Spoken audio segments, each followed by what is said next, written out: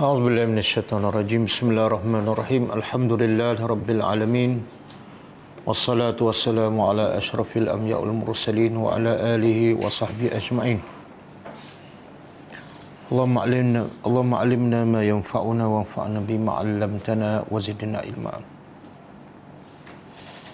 اللهم آت أنفسنا تقواها وزكها أنت خير من زكاها أنت وليها ومولاها. ربي يسر ولا تؤسر، ربي تمم بالخير. Amma ba'du. InsyaAllah malam ini kita sambung tadabbur surah Yunus ayat 19.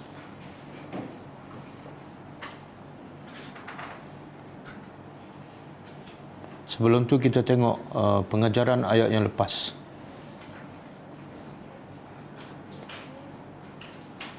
Ayat berapa? 17. 16.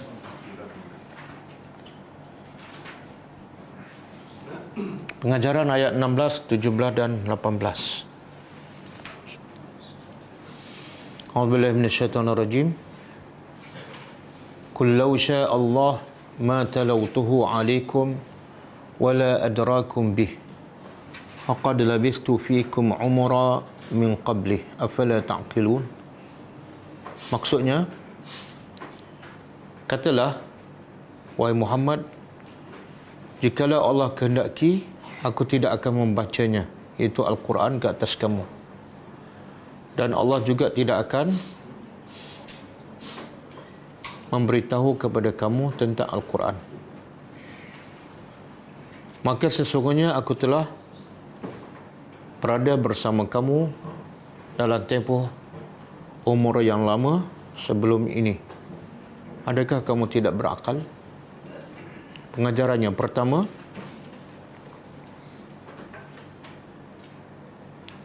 Nabi Muhammad sallallahu alaihi wasallam tidak ada kuasa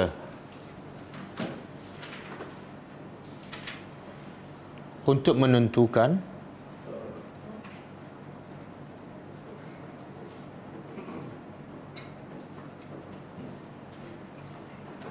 Al-Quran itu, untuk menentukan Al-Quran mengikut kehendak beliau sendiri.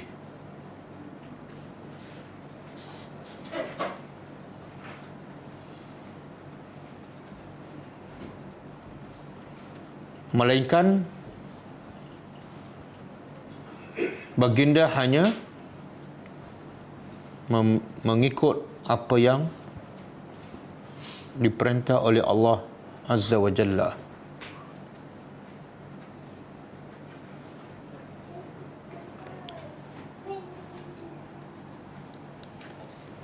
Yang kedua,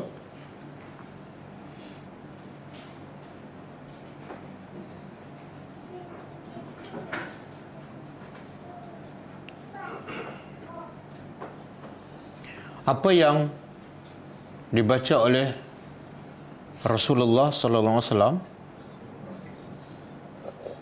daripada Al-Quran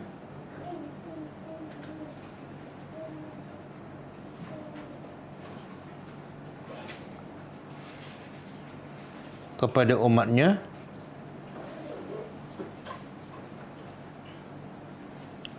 tidak lain dan tidak bukan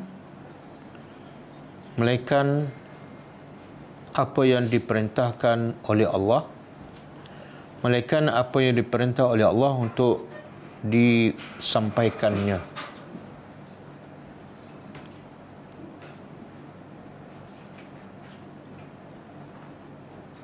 Yang ketiga,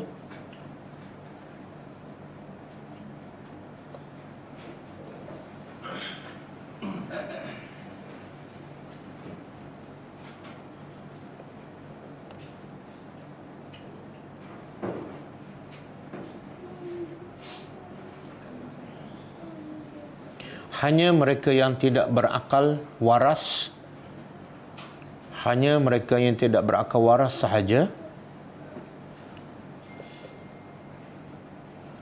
yang menuduh Al-Quran itu direka oleh Nabi Muhammad sallallahu alaihi wasallam.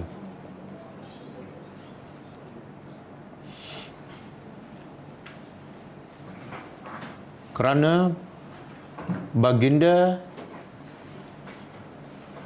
dilahir dan dibesarkan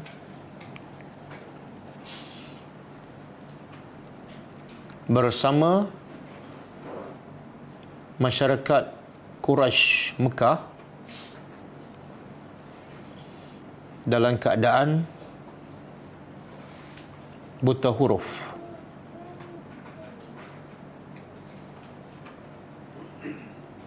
Dan tidak pernah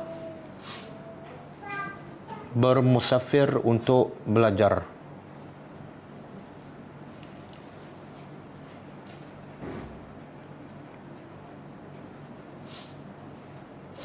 Ayat 17.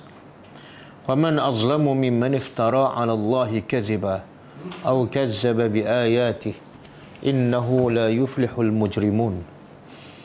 Maksudnya maka barang siapa lagi yang paling zalim daripada orang yang mereka pendustaan kepada Allah atau mendustakan ayat-ayat Allah. Sesungguhnya tidak akan berjaya orang-orang yang berdosa. Pengajarannya, manusia yang paling zalim di atas muka bumi ialah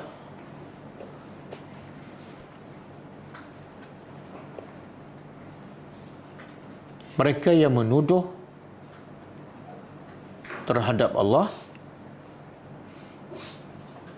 apa yang Allah tidak lakukan.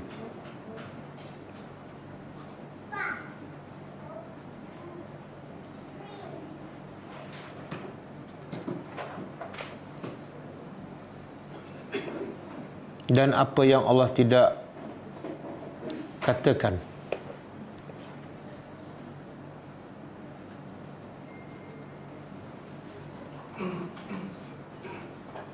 Yang kedua,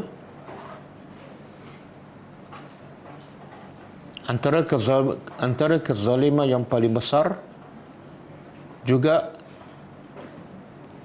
ialah mendustakan ayat-ayat Allah Azza wa Jalla, sama ada dalam bentuk perkataan atau perbuatan.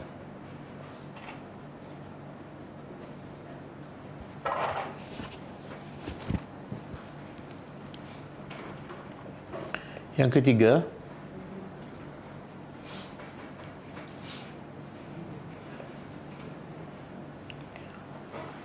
punca kepada segala kecelakaan ialah dosa.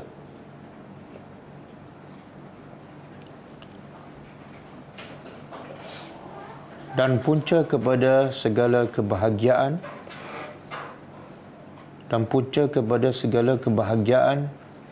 ialah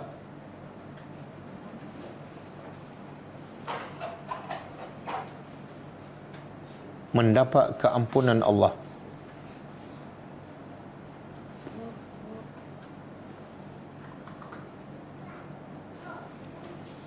Ayat 18.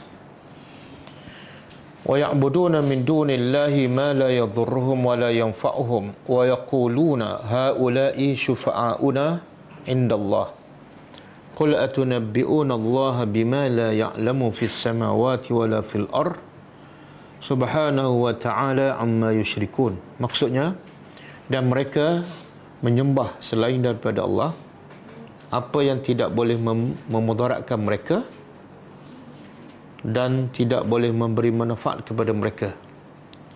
Dan mereka berkata, Tuhan-Tuhan ini adalah hanya pemberi syafaat kepada kami di sisi Allah. Katalah, wahai Muhammad, adakah kamu ingin memberitahu kepada Allah apa yang Allah tidak ketahui di langit dan di bumi? Maha suci Allah dan maha tinggi daripada apa yang mereka sekutukan. Pengajaran yang pertama, Tuhan yang berhak disembah hanyalah Tuhan yang boleh memberi mudarat atau memberi manfaat kepada manusia.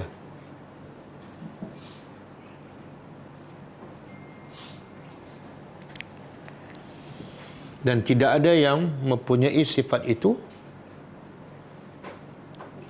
melainkan Allah sahaja.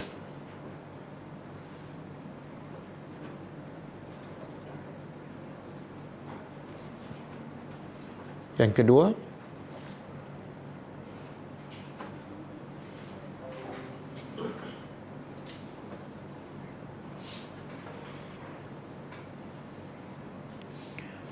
kemuncak kepada kejahilan dan kebodohan manusia ialah apabila mereka menyembah sesuatu yang sedikit pun tidak akan memudaratkan mereka apabila mereka meninggalkannya.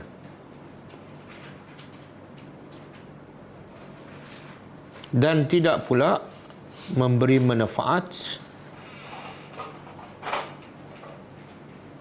apabila mereka menyembahnya.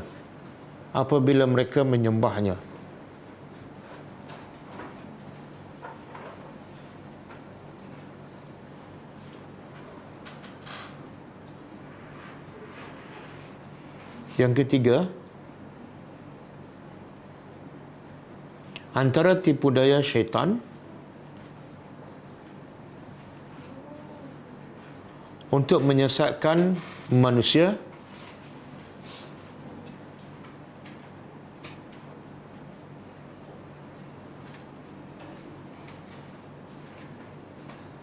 dan menjadikan manusia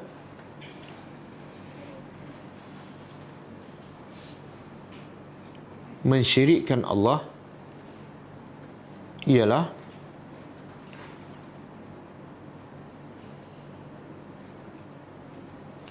dengan menganggap Tuhan-Tuhan yang disembah selain daripada Allah hanyalah sebagai perantaraan.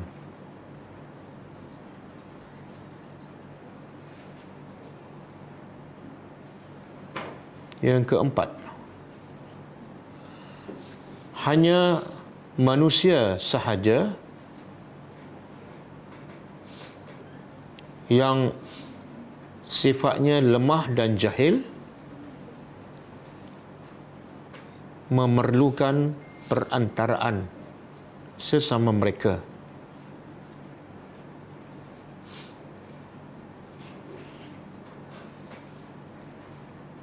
Sebaliknya, Allah Maha mengetahui segala-galanya.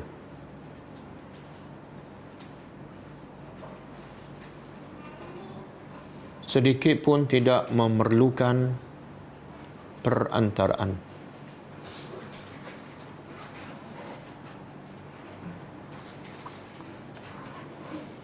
Yang kelima,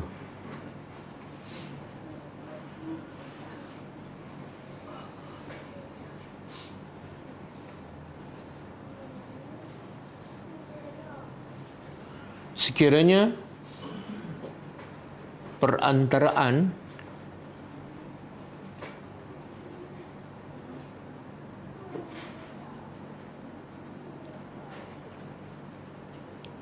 melalui Tuhan selain daripada Allah,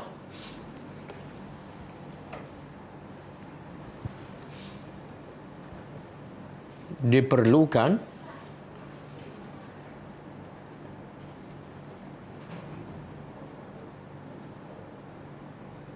maka sudah pasti Allah lah.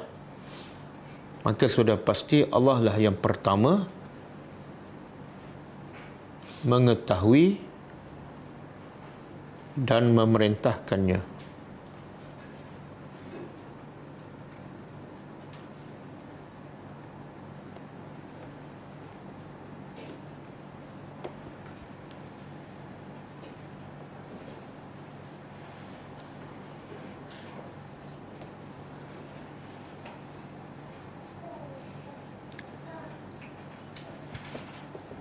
Okey, kita sambung. Kita ada buah ayat seterusnya.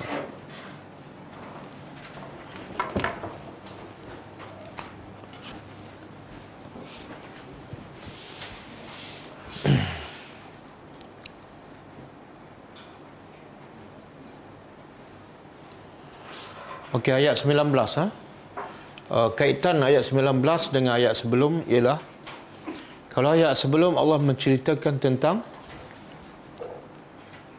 kesyirikan dan apa yang bentuk-bentuk syirik yang dilakukan oleh manusia, maka ayat malam ni Allah bagi tahu tentang punca berlakunya syirik dalam sejarah kehidupan manusia. Auzubillahi minasyaitonirrajim. Wa ma kana an-nas, dan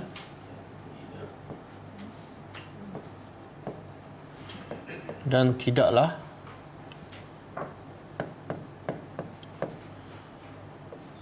kana adalah an-nasu manusia illa kecuali ummatan. Dia terjemah apa tu? Umat ada makna, ada 4 makna dalam Quran. Satu makna jamaah minan nas, sekumpulan daripada manusia ataupun umat manusia. Yang kedua makna dia zaman, masa. Yang ketiga makna dia imam. Wa ma kana Ibrahim illa ummatan. Imam, iaitu imam yang diikuti.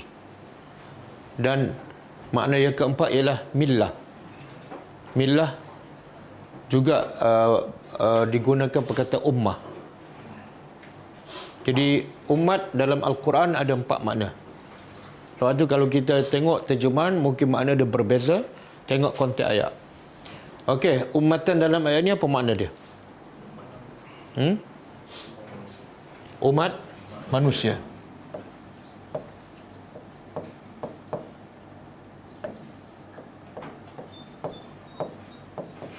Wahidah yang satu.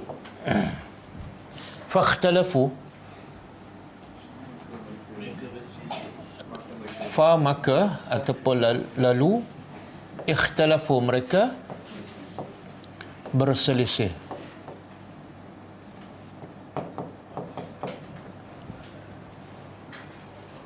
Okey, apa yang Allah nak bagi tahu ni? Allah nak bagi tahu umat manusia ni sebenarnya asalnya satu umat, dan lebih tepat ialah satu agama.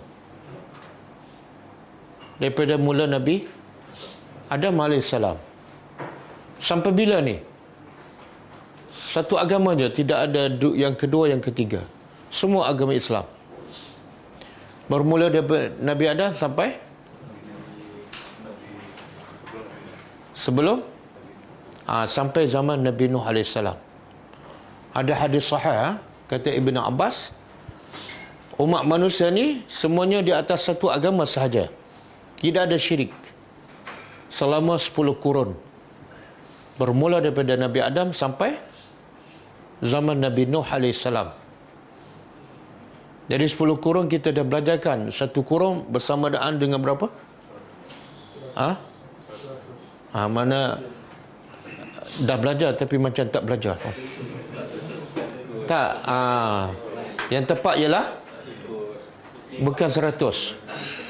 Ada mungkin 30, mungkin 80 kan. Kalau zaman Nabi Nuh bukan 100 tahun. Sebab umur Nabi Nuh pun dah 1000 tahun.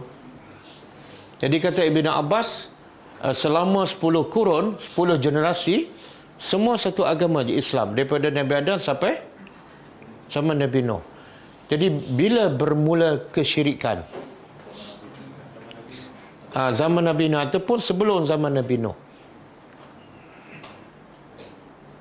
Masa tu bid'ah ada tak? Bid'ah lagi tak ada. Ada satu agama, satu tauhid, satu iman. Jadi asalnya umat manusia selama 10 generasi ummatan wahidah. Lepas tu mereka fakhtalafu, berselisih tu mana? Berbeza pegangan akidah. Okey, kita cuba tengok surah Nuh. Punca kita nak faham apa punca berlaku kesyirikan. Ramai tak tahu punca, akhirnya mereka juga terjebak dalam kesyirikan. Surah Nuh ayat 23.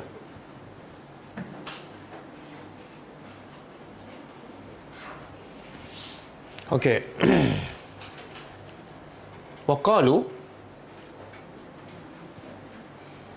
Waqalu mereka berkata, la tazarunna, jangan. Mereka ni umat manusia ketika sebelum zaman Nabi Nuh. Mereka berkata, la tazarunna, jangan sekali-kali kamu tinggal. Ini wasiat, wasiat orang tua. Jangan sekali-kali kamu tinggal alihatakum. Alihah. Satu ke ramai? Satu ke banyak? Banyak kan? Kalau satu? Ilah. Ini bermula syirik. Jangan kamu tinggalkan Tuhan-Tuhan kamu. Secara umum. Wala tazarunna, dan jangan kamu tinggal secara khusus. Waddan. Satu. Suwa'an. Yang ketiga, Yaghus. Yang keempat, Ya'uq. Yang kelima, Nasra. Asal dia kata jangan tinggal Tuhan-Tuhan yang secara umum, dan pesanan khusus jangan tinggal 5 Tuhan ni. Sebab 5 ni istimewa. Siapa 5 ni? Cuba buka ni, huraian hadis yang panjang.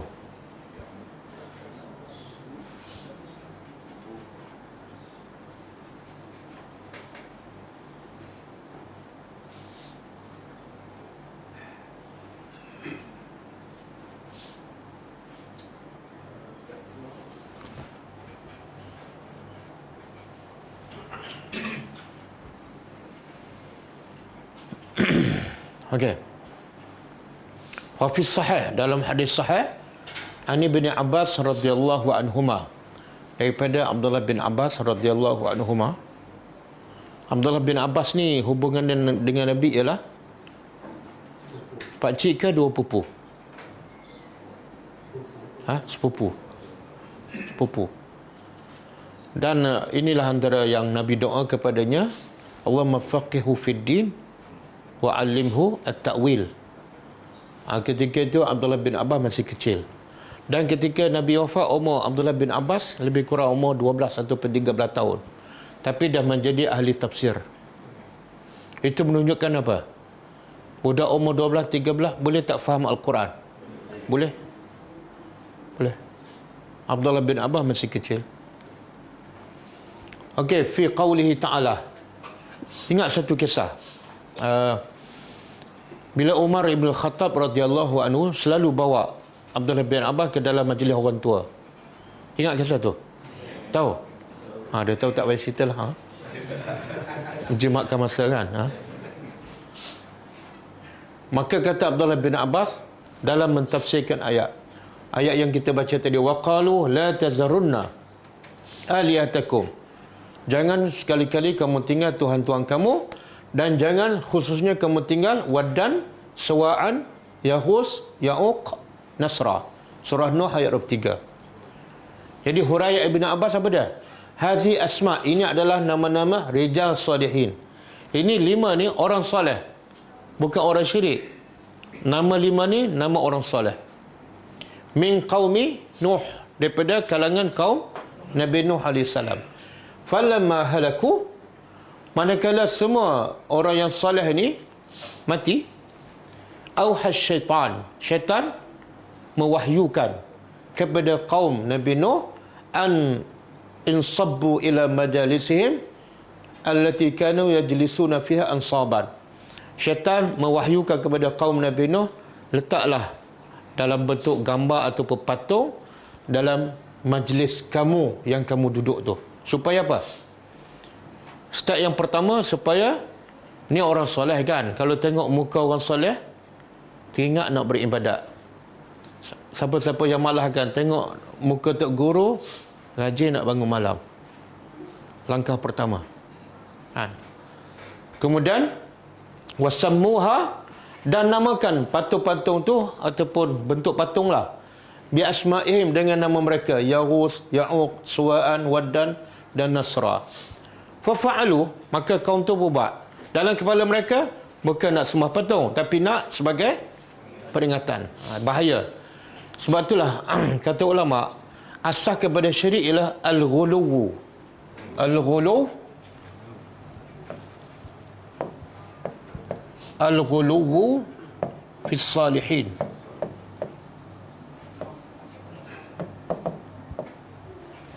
Ghuluw apa makna?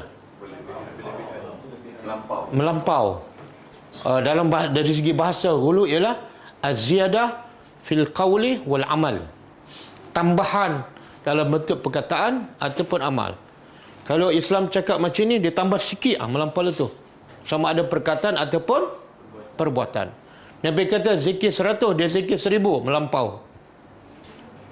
Baju lagi banyak lagi bagus tak? Tak, lagi banyak lagi melampau. Dan melampau ni bukan kepada orang jahat, tapi kepada orang soleh. Tengok, mula-mula soleh. Kemudian fafa'alu, mereka buat apa ni? Dalam bentuk patung lah, tapi bukan niat nak sembah.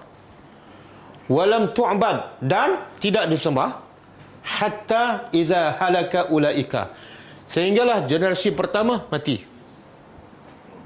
Generasi pertama yang kena orang soleh ni dah mati. Wanusia al-ilmu, maka dilupakan ilmu, iaitu maklumat tentang 5 lelaki solehnya, dah orang lupa. Sebab daratan generasi yang jauh, akhirnya mereka anggap apa? Syaitan kata, inilah Tuhan kamu, orang dulu sembah ni.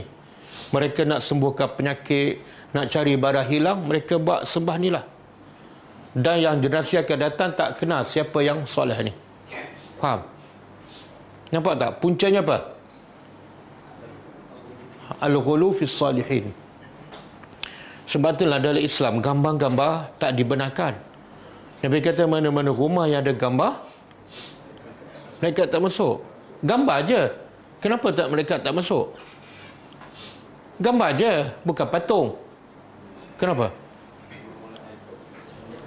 Sebab gambar ni ada unsur tak. Yang pertama ni macam orang soleh ni, suka, sayang. Mula-mula sayang kan, lepas tu datang generasi melampau.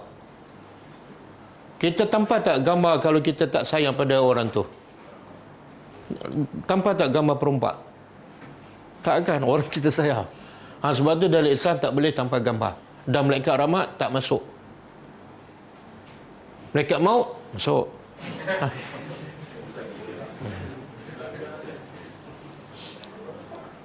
Dia ada unsur mula-mula suka, lepas tu sampai tahap puja.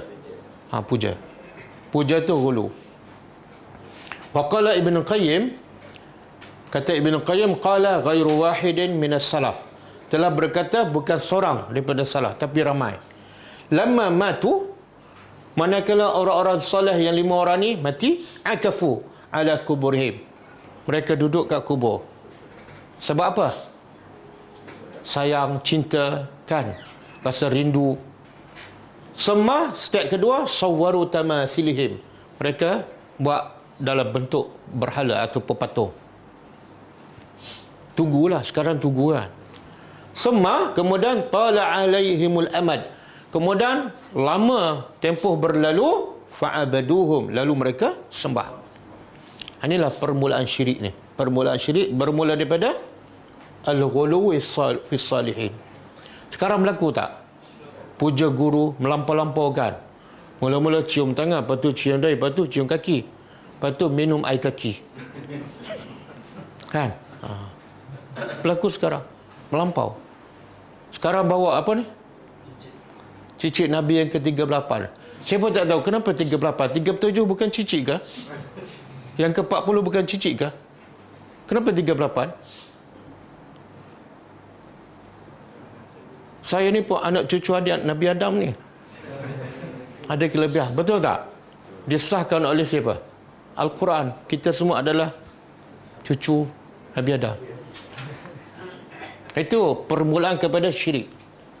Sayang. Lepas tu bila mati, pergi ke kubur. Lepas tu, meratik zikir kat kubur, berdoa kepada orang mati.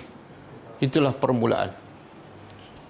Kemudian, wa'an Umar, daripada Umar, anna Rasulullah SAW, boleh angkat ke? Kena keluar.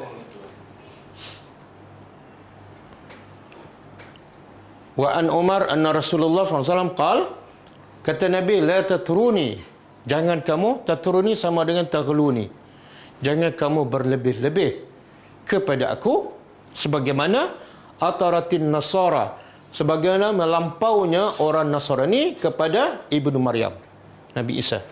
Kan? Mula-mula Nabi, lepas tu anak Tuhan. Innama ana, Nabi kata, aku hanyalah abdun, bukan Tuhan, bukan anak Tuhan. Aku hanyalah hamba. Faqulu, maka sebutlah aku adalah, Nabi adalah Abdullah dan Rasulnya. Dikeluarkan oleh Bukhari dan Muslim. Sebab itulah sahabat cukup faham, Nabi bukan, tak ada kelebihan kecuali sebagai Rasulullah. Lepas tu bila Umar tak boleh terima kematian Nabi kan, itu dah melampau, maka Abu Bakar baca ayat, siapa yang menyembah Nabi Muhammad, Nabi Muhammad dah mati. Dan siapa yang sembah Allah, fa innahu hayyun la yamut. Jangan kena bezakan antara Tuhan dengan Nabi Muhammad. Dan sebab tu lepas Nabi wafat, tak ada siapa pun sahabat pergi duk iktikaf di kubur Nabi ataupun minta doa daripada Rasulullah di kuburnya, tak ada.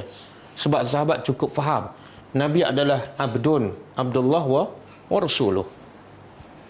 Kemudian wali Muslim, dalam riwayat Muslim daripada Ibn Abbas, qala Rasulullah SAW, Nabi bagi amaran keras, iyyakum wal ghulu. Apa makna iyyakum? Jaga-jaga kamu, jaga-jaga kamu daripada melampau. Kenapa? Apa sebab? Fa innama ahlaka man kana qablakum al-ghulu. Sesungguhnya hanyalah binasanya orang sebelum kamu punca daripada ulu. Jangan. Jaga-jaga. Mula daripada sini je. Ya Allah, berlaku di mana-mana kan. Kadang-kadang guru tu tak belajar mana-mana pun, tapi ghulu, orang ikut dia. Apa saja dia cakap, walaupun hadis palsu, terima. Itu ghulu, melampau.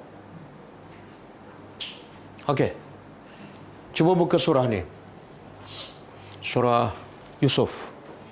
Ayat 108.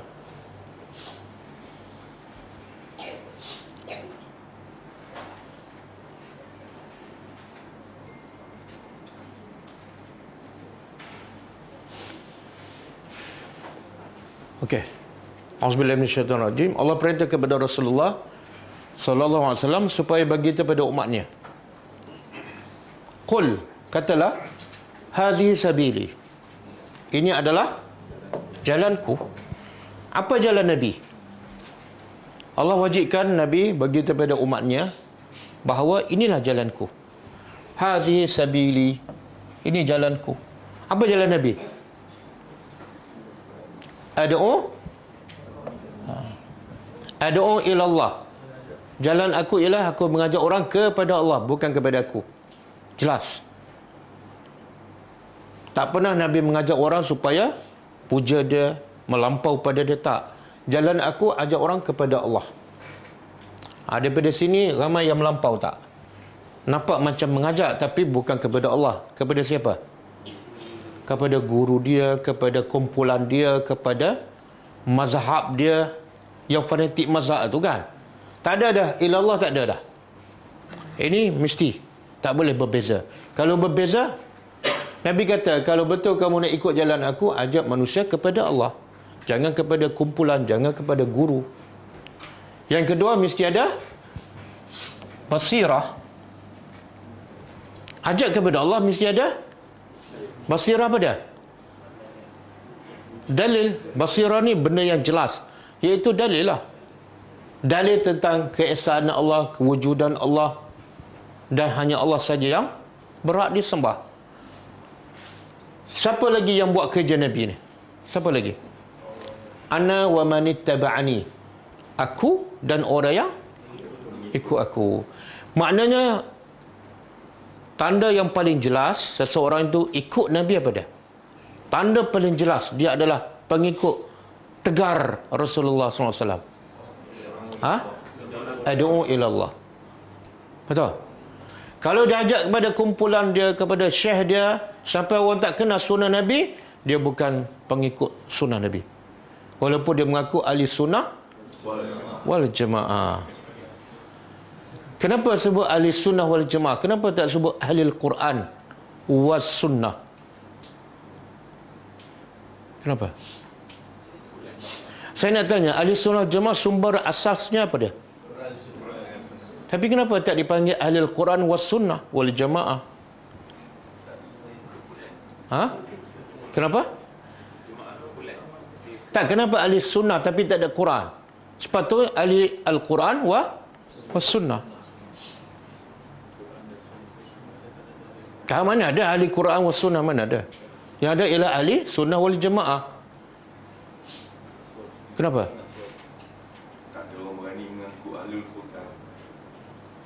Tak, ini bukan soal mengaku. Sebab kalau ahli Quran boleh kata semua terima Al-Quran. Yang banyak masalah ialah tak terima sunnah Nabi. Betul? Syiah terima tak Quran? Terima. Tapi yang masalah Syiah apa dia? Dia tolak Nabi. Kristian terima tak? Pada umumnya lah. Dia terima tak kitab Allah? Tapi bila Nabi, dia tolak. Ahli bid'ah terima tak Quran? Dia tak akan mengaku kecuali dia memang ikut Quran. Tapi masalah di mana? Tak sunnah tu. Sebab tu dipanggil ahli sunnah wal jamaah. Okey. Kemudian Allah perintah Nabi beritahu subhanallah wa subhanallah, maha suci Allah, wa ma ana minal musyrikin, dan tidaklah aku daripada orang yang mensyirikkan Allah. Kadang-kadang nama ahli sunnah tapi berdoa di kubur, itu termasuk musyrikin. Nabi kata aku bukan daripada kumpulan itu. Okey. Ini Nabi mengajak manusia kepada Allah. Apa silibusnya? Apa bahan yang Nabi guna untuk mengajak manusia kepada Allah? Ada hadis, ada dalil. Itu beza ahli sunnah wal jamaah, cakap je ada dalil. Al-Baqarah ayat 2. Al-Baqarah ayat 2. Ayat 2? Tak. Ayat 2 apa dia? Zalikal kitabu? Tak, dalil Nabi bila mengajak manusia pada Allah hanya gunakan Quran dan Sunnah. Ayat tu tak ada sebut pun pasal Rasulullah. Cuba fikir. Tak apalah saya beritahu, surahnya ialah surah Ali Imran. Begitu ayat je. 31. Bukan surah Ali Imran ayat 164.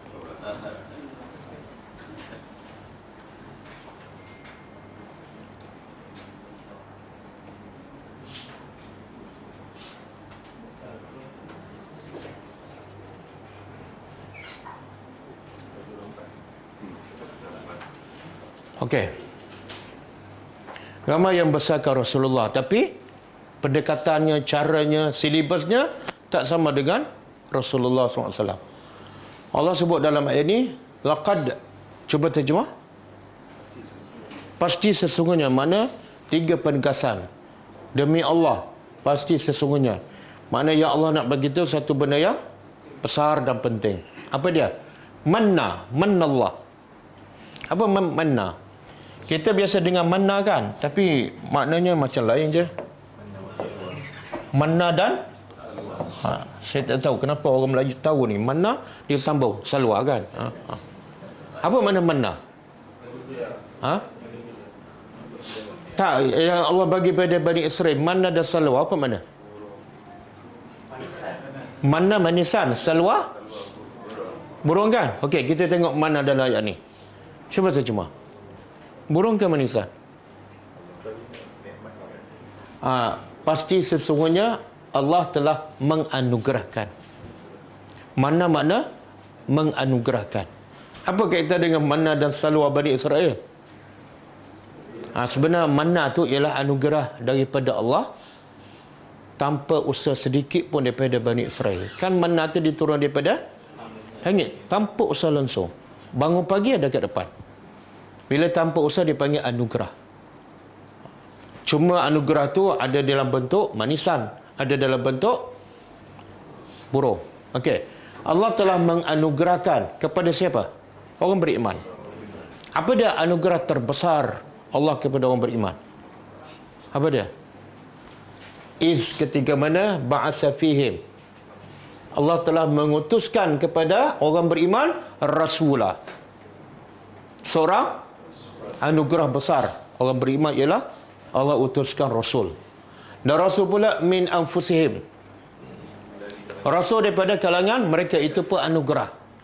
Kalau rasul tu bukan daripada bangsa Arab, katalah Allah bawa rasul tu daripada Jepun hantar ke Mekah, orang Mekah boleh terima tak? Tak boleh. Kita pun tak boleh kan kalau ketua kampung orang Jepun ataupun Perdana Menteri orang India kan? Boleh? Bolehlah sebelum ni kan. Okey. Rasul daripada diri mereka sendiri. Apa tugas rasul? Apa silibusnya? Yatlu. Baca apa? Apa yang Nabi baca? Tengok sama tak dengan apa kita baca. Baca ke atas mereka ayatihi. Pagi, petang, siang, malam Nabi baca ayat Al-Quran. Tapi kita tengok ramai yang mendakwa dia pencinta Rasulullah, tapi bila baca Quran pun tak ada, hadis pun tak ada, kadang-kadang hadis palsu. Tapi dia mendakwa dia cinta Rasul. Malam cinta Rasul. Malaysia berselawat. Okey.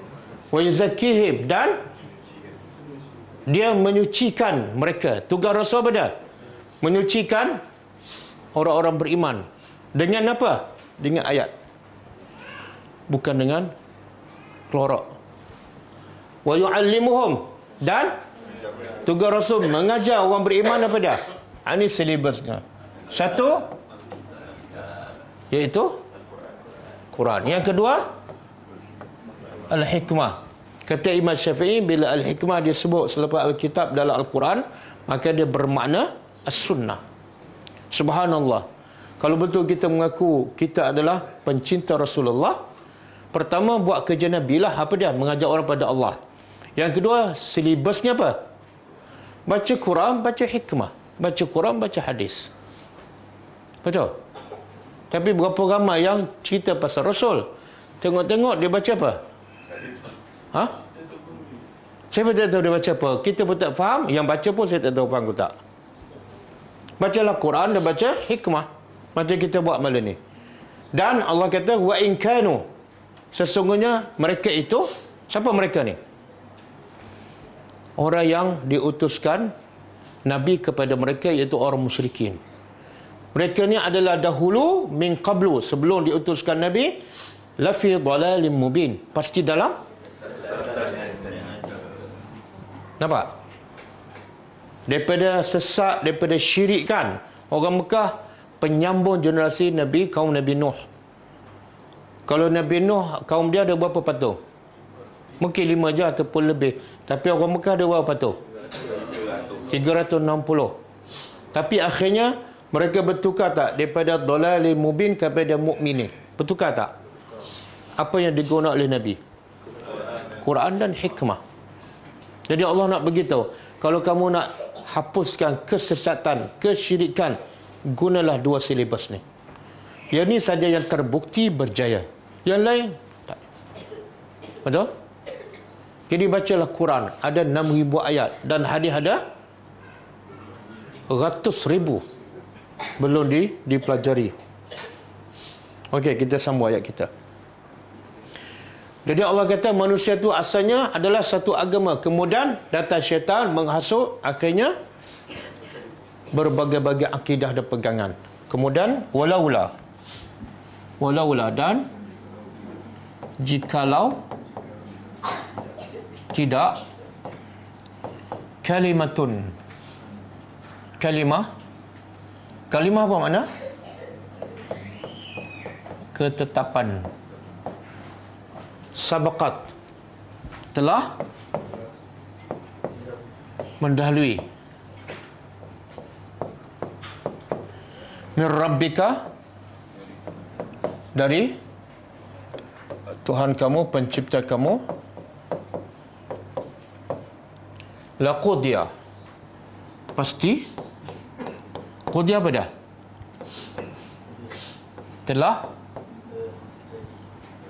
Qudiya telah dihapuskan, telah dibinasakan di antara mereka. Fima, pada apa yang fihi, padanya, yakhtalifun, mereka berselisih. Apa maksudnya? Maknanya asalnya satu agama, kemudian datang syaitan menghasut, maka mereka menjadi berbagai-bagai agama. Kemudian Allah kata, kalau tidak ada ketetapan daripada Allah, setelah mereka berselisih dan berbagai-bagai agama dan mensyirikkan Allah, kalau tidak ada ketetapan tu, maka mereka dah mati, Allah hapuskan nama dah. Tapi sebab ada ketetapan Allah, iaitu Allah bagi tempoh. Sebab ada ketetapan itulah mereka masih hidup. Kan?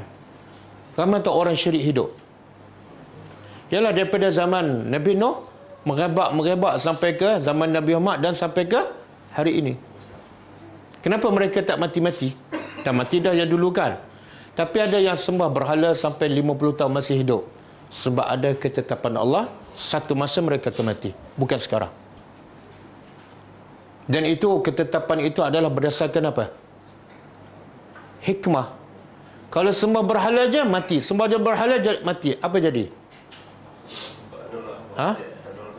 Tak ada orang sembah lah. Dan akhirnya mereka tak sembah bukan takut pada Allah, tapi kerana takut mati. Tak ikhlas. Okey. Wa yaquluna, dan mereka berkata, laula,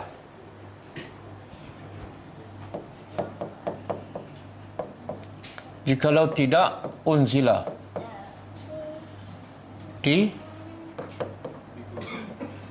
diturunkan ke atasnya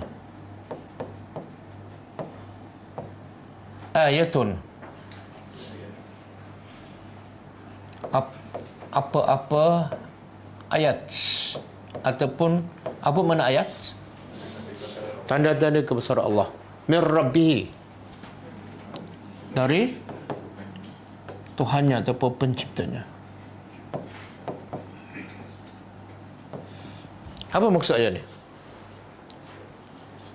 Orang musyriki yang syirik pada Allah, dia kata apa? Jikalau tidak diturunkan kepada Nabi Muhammad apa-apa tanda.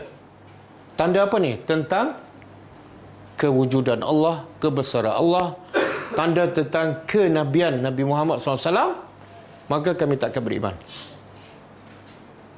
Sebenarnya dah ada tak tanda-tanda kebesaran Allah, tanda-tanda kerasulan Nabi Muhammad. Dah ada tak? Apa dia? Apa tanda tu? Al-Quran. Dan Nabi sendiri ada tak mukjizat daripada Rasulullah SAW selain daripada Al-Quran? Ya. Ada satu ketika jari Nabi keluar air, dan ada satu ketika bulan terbelah. Tapi dia masih minta lagi bukti yang lain. Cuba buka surah ni. Surah ayat 90 hingga 93. Hud. Kan?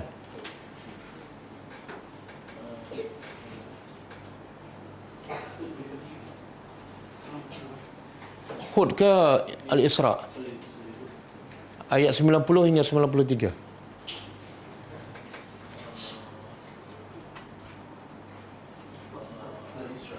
Al-Isra.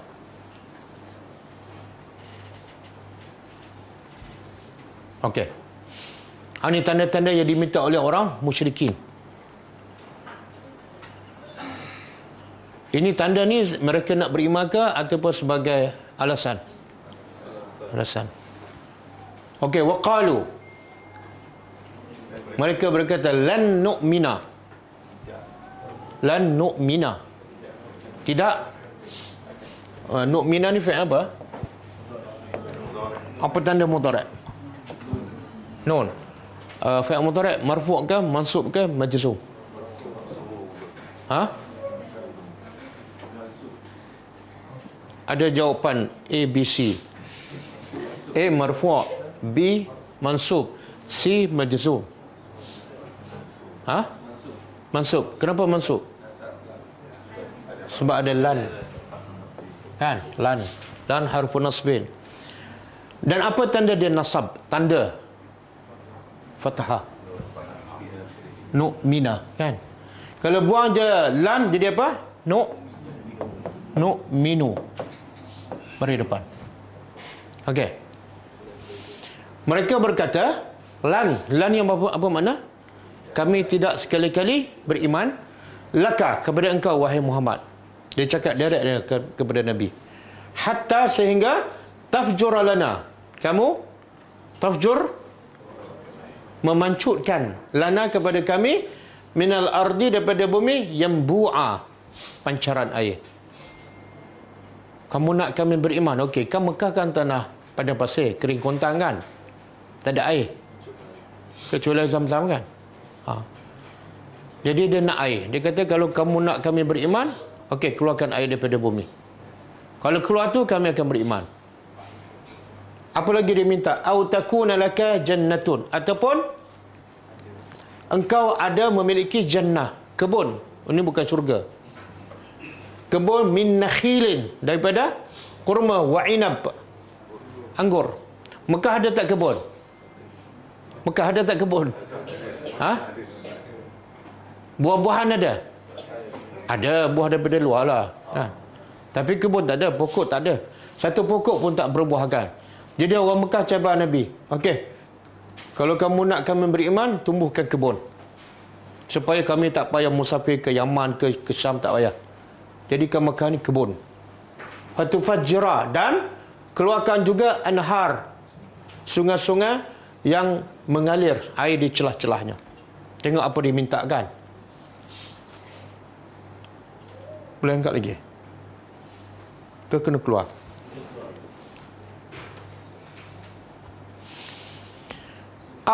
Ataupun tuskita, engkau ni dicabar siapa ni? Nabi Muhammad. Hebat kan? Kita ada tak kita berdakwah orang cabar kita sampai tahap tu? Tak ada. Sebelum cabar kita dah maki orang kan.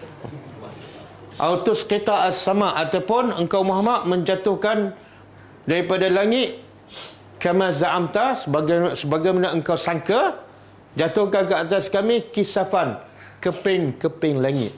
Sebab Nabi cakap pasal azab kan, Allah boleh turunkan azab daripada langit. Okey, turunkan. Turunkan daripada langit keping-keping azab. Ataupun kamu bawa dengan Allah dan para malaikat sekali, qabila, secara berdepan. Turunkan Tuhan dan malaikat biar Nabi kami dapat nampak. Ataupun yakunu laka, biarlah engkau ni ada baitun, rumah, min zukhrufin, yang dihiasi dengan emas. Au tarqa, ataupun engkau naik ke langit. Walan nu'mina, dan kami tidak akan beriman liruqiyyika, walaupun kau boleh naik, hatta tunazzila, sehingga engkau menurunkan ke atas kami kitab yang lain yang kami boleh baca. Qul, jawablah pada mereka, wahai Muhammad, subhana rabbi, maha suci Allah, maha suci Tuhanku, hal kuntu, hal tu makna tidak, kuntu apa dia? Biasa dengar kan? Kuntu minaz zalimin. Doa siapa tu? Nabi Yunus. Wahai Muhammad, jawab pada mereka, maha suci Tuhanku, tidaklah aku kecuali bashar, manusia, dan sebagai rasul. Bukan kerjaku nak turunkan azab daripada langit, nak tumbuhkan tumbuhan, nak alihkan sungai, bukan kerjaku. Allah perkenan tak permintaan orang musyrikin ni? Kenapa tak perkenankan? Allah boleh tak nak tumbuhkan tumbuhan di Mekah? Boleh. Kenapa Allah tak perkenankan supaya mereka beriman? Allah tahu mereka tak beriman kan? Satu. Yang kedua, dia sunnatullah, bila mereka minta azab secara spesifik, dan Allah bagi, bila mereka tak beriman, Allah turunkan azab betul. Jadi Allah tak turun sebab nak mengelakkan azab turun pada orang Mekah. Itu sunnatullah.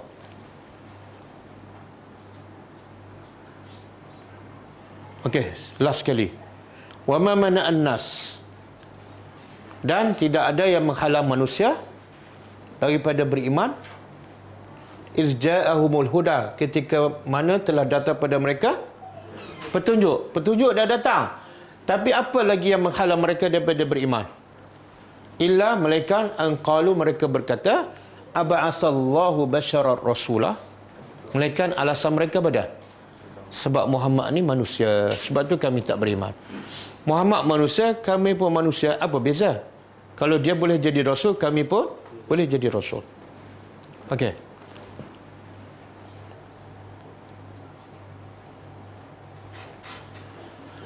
Okey, kemudian Allah perintah pada Nabi, faqul, maka katakanlah, innama, sesungguhnya, innama pada, hanyalah, al-ghaib, ghaib apa dia? Perkara ghaib. Ghaib ni bahasa Arab, tapi bila kita terjemah pun Arab juga. Di Melayu apa dia?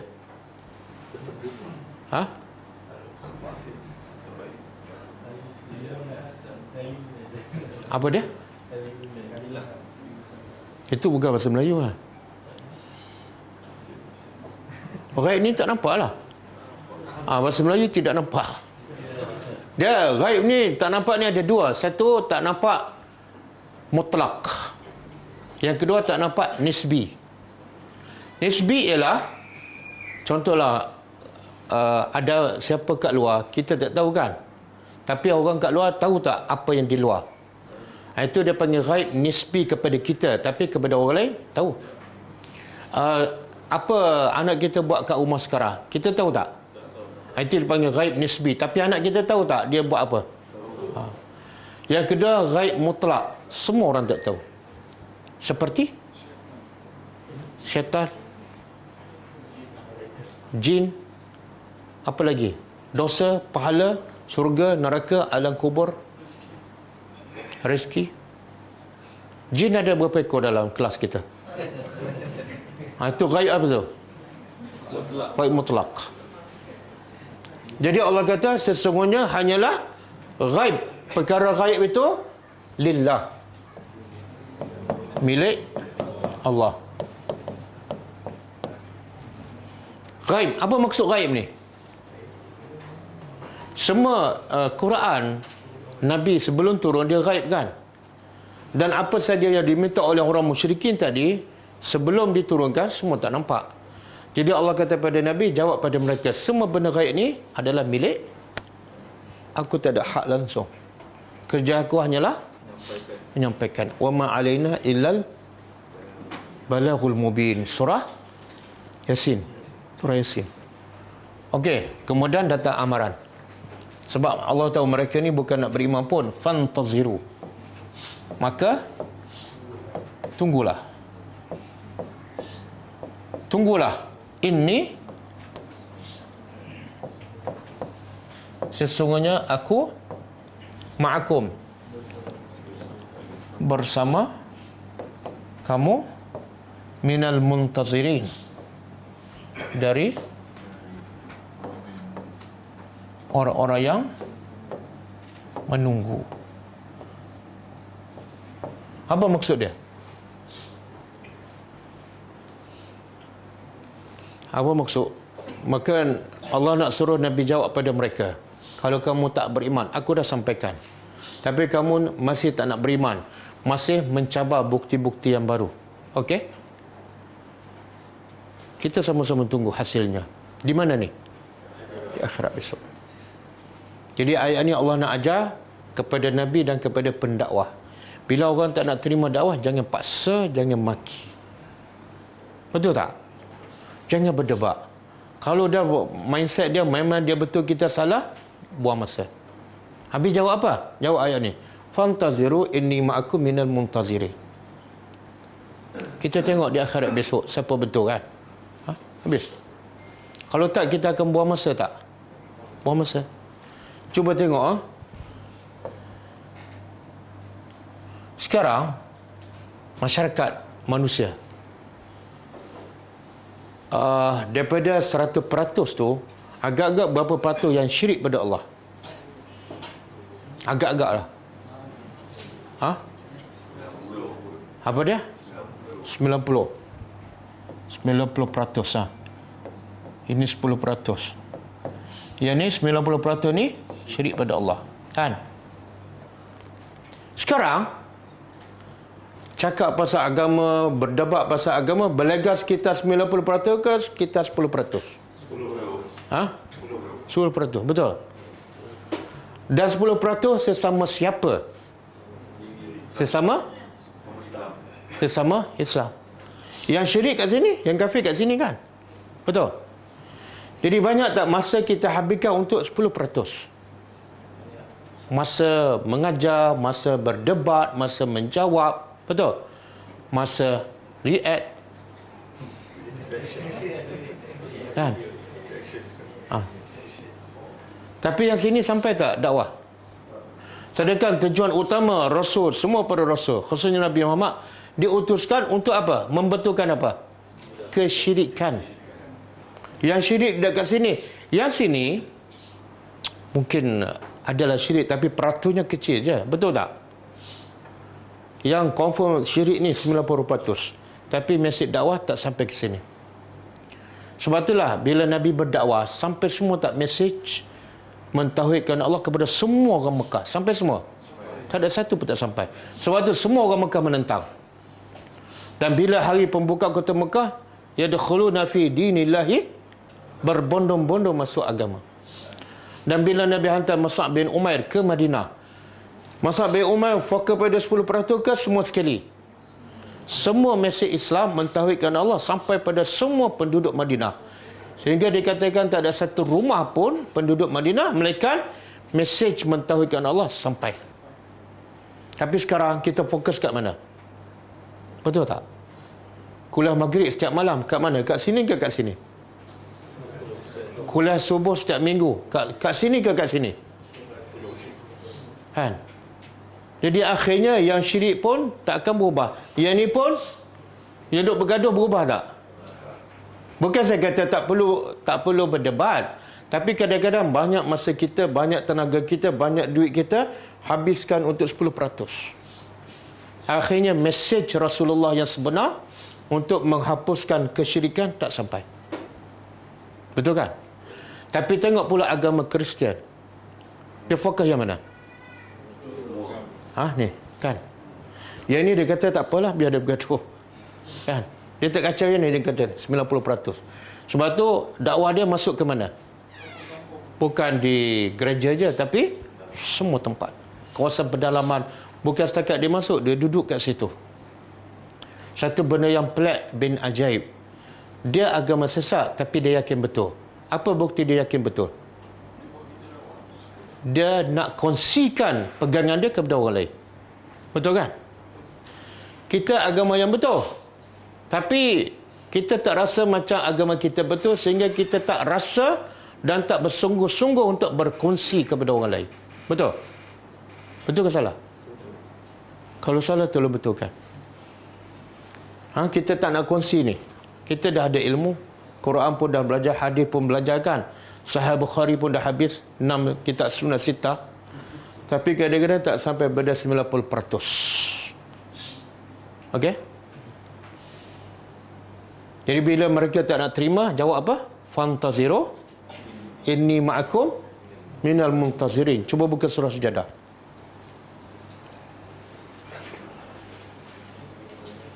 Ayat 32.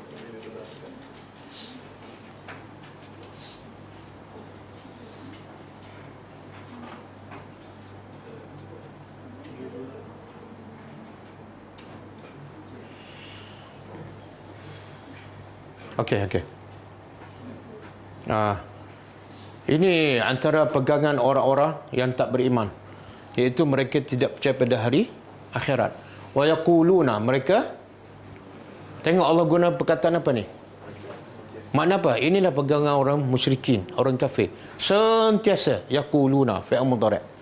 Mereka sentiasa beranggapan ataupun bertanya, mata hazal fathu? Bila hari fathu, pembukaan? Maksudnya apa? Hari kiamat. Sebab Nabi Muhammad cerita hari kemenangan bagi orang beriman ialah hari akhirat besok. In kuntum sadiqin, kalau kamu orang benar, bila lagi? Dia soalan tanya tu nak tahu ke nak apa? Nak menyindir, nak perli. Sebab mereka memang tak percaya pun pada hari akhirat. Kemudian Allah suruh Nabi jawab. Subhanallah. Nabi tak pandai-pandai menjawab. Nabi tunggu wahyu. Qul, katalah wahai Muhammad, yaumal fathi, pada hari akhirat itu, la yanfa'u, tidak akan memberi manfaat allazina kafaru, orang-orang kafir, imanuhum. Iman orang kafir tidak memberi manfaat. Orang kafir beriman tak? Beriman tak?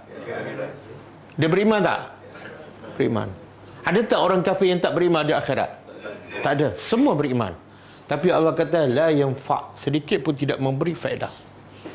Jadi tak payah layan peminta mereka nak hari kiamat sekarang. Tak.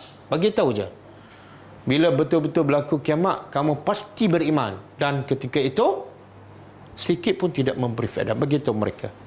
Walahum yunzarun. Dan satu lagi, sedikit pun mereka tidak diberi tangguh.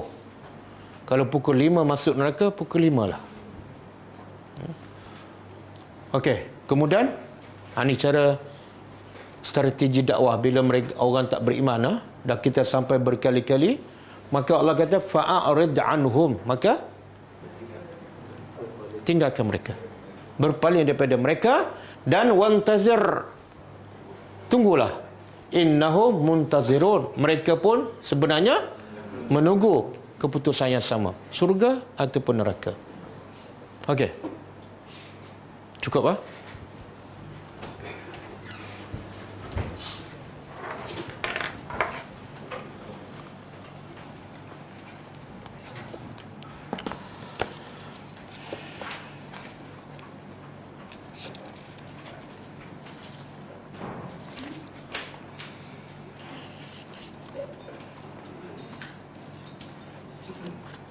Kita baca sikit hadis daripada buku 62 Amalan Pembuka Pintu Syurga.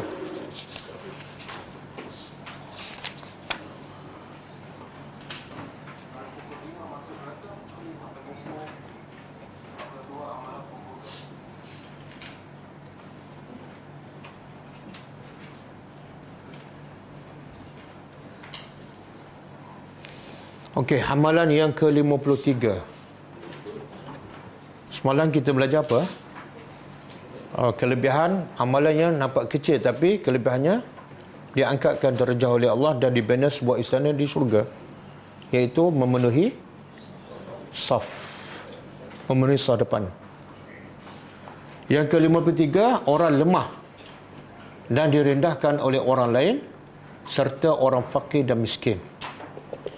Daripada Harisah bin Wahab bin Wahbin radhiyallahu anhu, ia pernah menuturkan, aku mendengar Rasulullah SAW bersabda, ala ukhbirukum bi ahlil jannah kullu dha'ifin mutadha'ifin law aqsama 'ala Allahi la abarrahu, ala ukhbirukum bi ahlin nar kullu utullin jawazin mustakbirin. Maksudnya, kata Nabi, maukah kamu aku tunjukkan, aku beritahu tentang orang yang akan menjadi penghuni syurga? Motivasi, ya, iaitu setiap orang yang lemah lagi direndahkan oleh orang lain. Dia lemah dari segi apa ni? Mungkin dari segi kemiskinan, sebab kebiasaan yang miskin siapa? Orang Islam. Yang banyak yang miskin ialah orang Islam. Dan kita pun tahu yang paling ramai masuk syurga ialah orang miskin. Bahkan orang miskin masuk syurga lebih awal daripada orang kaya. Berapa lama? 500 tahun. 500 tahun. Dan kalau nak masuk dulu, jadilah orang miskin. Macam mana? Pandai-pandailah. Seandainya orang ni lemah dan dia dihina oleh orang lain, biasa yang selalu dihina ialah orang miskin.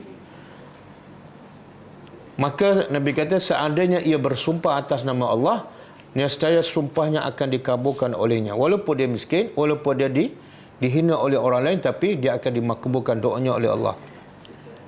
Itu satu bahagian. Kemudian Nabi tanya lagi, maukah kalian aku beritahu kamu tentang orang yang akan menjadi penghuni neraka? Iaitu setiap orang yang kasar, keji, congkak dan sombong. Congkak ni bongkak lah, bukan congkak main guli tu.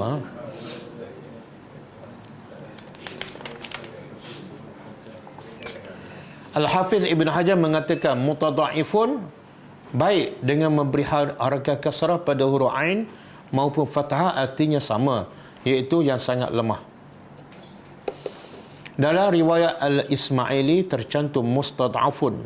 Yang dimaksudkan dengan lemah di sini adalah orang yang dirinya lemah kerana sifat tawadhu'nya, kerendah hatinya dan lemahnya kondisi dirinya di tengah kehidupan dunia. Sedangkan al-mustad'af adalah orang yang dihina dengan sebab kelemahan dirinya dalam kehidupan dunia. Semua tak pandai, IT tak pandai, bawa kereta tak pandai, tapi dia beriman. Sedangkan mengenai makna al-utul, Imam Al-Khattabi mengatakan yakni orang yang kasar dan keras serta bengis dan kejam. Adapun makna al-jawaz menurut Abu Zaid adalah orang yang banyak dagingnya dan angkuh dalam gaya berjalan. Sombong. Dia antara nasihat Luqman kepada anaknya apa dia? Wala tamshi fil ardi maraha. Jangan kamu berjalan di atas muka bumi dalam keadaan sombong. Sebelum tu apa kata Luqman kepada anaknya? Aqimis solah, yang la tusyri', sebelum tu lagi aqimis solah wa amur bil ma'ruf, dirikan solat dan suruh yang ma'ruf, wa nahi 'anil munkar, dan cegah kemudian. Kemudian wasbir, sabar. Bila kamu suruh orang buat ma'ruf dan cegah kemungkaran, pasti orang tak suka pada kamu. Ketika itu kamu kena wasbir 'ala ma asabak. Lepas tu Luqman nasihatkan, wala tamshi fil ardi marha. Jangan kamu berjalan di atas muka bumi dalam keadaan sombong. Apa kaitan dakwah dengan jangan sombong? Tadi Luqman suruh anak dia berdakwah kan, lepas solat berdakwah.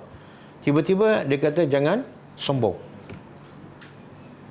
Sebab bila kita dakwah, kita nak orang dengar cakap kita, betul? Bila kita jalan sombong, tak senyum, angkat bahu, lepas tu, pakcik, masa dia nak berdakwah, dia dengar tak? Tak. Muka macam ni nak cakap benda dakwah pada saya, senyum pun tak. Jadi benda yang paling asas untuk berdakwah ialah akhlak yang mulia. Senyum, merendah diri. Dan dalam ayat itu dia kata jangan berjalan di atas muka bumi. Sebenarnya orang yang sombong ni, dia bukan mesti berjalan saja kan. Duduk dalam kereta pun sombong tak? Dalam kapal terbang sombong tak? Ketika naik basikal sombong tak? Tapi kenapa Allah kata jangan berjalan dalam keadaan sombong? Allah boleh cakap je, Luqman boleh cakap pada anak dia, jangan sombong. Tapi tak, dia kata jangan berjalan di atas muka bumi. Faham soalan? Sebab keadaan manusia yang paling menampakkan dia sombong ialah ketika berjalan. Betul? Cara dia berjalan, tak senyum. Tapi kata ketika bawa kereta susah nak nampak. Sebab duduk dalam kereta kan. Dalam kapal terbang pun seat yang sama, tak nampak sangat. Ketika berjalan nampak. Tak senyum, tak bagi salam, tak toleh pada orang. Itu sombong. Okey? Ini antara penghalang manusia masuk surga. Daripada Abu Hurairah radhiyallahu anhu, ia berkata bahawasanya Rasulullah sallallahu alaihi wasallam bersabda, ihtajjatin naru awal jannah faqalat hazihi yadkhuluni al-jabbaruna wal mutakabbirun wa qalat hazihi yadkhuluni ad-du'afa'u wal masakin wa qala Allah azza wa jalla li hazihi anti azabi wa azibu biki man asha wa qala li hazihi anti rahmati arhamu biki man asha'u wa likulli wahidatin minkuma mil'uha. Hadis muttafaqun alaih. Maksudnya neraka berdebat dengan syurga. Jadi kita tak payah debat ya? Bagi neraka berdebat dengan syurga je. Apa kata neraka? Yang akan memasuki aku adalah orang yang zalim dan sombong. Jadi neraka rasa tak puas hati. Yang masuk neraka semua jenis zalim dan sombong. Lalu syurga membalas, yang memasuki aku pula ialah orang yang lemah dan miskin. Maka Allah Azza wa Jalla berfirman, Allah selesaikan perdebatan antara syurga dengan neraka. Allah kata pada neraka, engkau adalah azab aku dan denganmu aku akan menyeksa siapa saja yang aku kehendaki. Kamu ni neraka aku, jadi aku nak seksa siapa, itu adalah hak aku. Dan Allah juga berkata pada syurga, engkau adalah rahmatku. Dan sebab itulah rahmat ni ada dua. Rahmat ada dua bentuk. Satu, rahmat sifat Allah. Sifat Allah Ar-Rahman Ar-Rahim kan. Yang kedua, rahmat Allah ialah dalam bentuk benda. Dalam hadis ni iaitu syurga. Syurga tu sendiri adalah rahmat Allah. Dalilnya hadis ni. Allah kata pada syurga, pada anti rahmati, engkau adalah rahmatku. Dia juga berfirman kepada syurga, engkau adalah rahmatku dan denganmu aku akan menyayangi siapa saja aku kehendaki. Setiap masing-masing daripada kalian kedua akan ada penghuninya. Okey. Okey. Saya tinggal ada seorang yang baca hadis tadi. Hadis ni hadis sahih. Dua sahabat Bani Israel. Jadi seorang tu kaki ibadat, seorang kaki maksiat. Jadi kaki ibadat ni tegurlah yang kawan dia yang buat maksiat, kamu ni bila nak bertobat? Yang buat maksiat kata, biarlah aku dengan Allah. Okey. Kemudian yang beribadat ni besok tegur lagi, lusa tegur lagi. Dan jawapannya sama. Yang buat maksiat dia kata, biarlah urusan aku dengan Allah. Kamu tidak diutuskan sebagai penjaga aku. Dalam bahasa kita apa dah? Jangan busybody lah. Busybody. Maka yang beribadat ni geram sangat, dia kata apa? Allah tak akan ampunkan kamu. Allah tak akan ampunkan kamu. Maka diceritakan di akhirat besok, Allah panggil dua-dua ni. Allah panggil yang buat ibadat ni. Allah kata, siapa kamu sehingga kamu menghalang aku daripada mengampunkan sahabat kamu ni? Masuk neraka. Dan Allah kata pada yang suka buat maksiat, kamu masuk syurga sebab kamu walaupun buat maksiat tetap mengharapkan rahmatku. Hadis sahih. Tapi jangan salah faham. Jangan salah, saya nak buat maksiat je, tapi dalam hati saya mengharapkan rahmat Allah. Tengok-tengok masuk neraka. Jangan. Nak bagi tu apa tu? Pengajarannya apa? Bila kita buat ibadat, kan jangan syok sendiri. Jangan pandang rendah kepada buat maksiat sampai kita berdoa tak baik pada dia. Semoga Allah tak ampunkan kamu habis. Itu hak Allah. Sebab tu orang beriman hati dia lembut dan hatinya penyayang kepada semua. Tengok orang buat maksiat, semoga Allah bagi hidayah padanya. Mungkin satu hari di penghujung kehidupan Allah bagi hidayah. Dan aku sekarang beriman, tapi di penghujung kehidupan aku tak tahu. Semoga Allah kekalkan imanku. Itu orang beriman. Okey? Cukup setakat tu. InsyaAllah kita jumpa lagi malam besok. Kita tutup dengan membaca tasbih kafarah. Subhanakallahumma wa bihamdika asyhadu an la ilaha illa anta astaghfiruka wa atubu ilaik. Assalamualaikum warahmatullahi wabarakatuh. كتاب الله ترق جنانه وتنى العظيم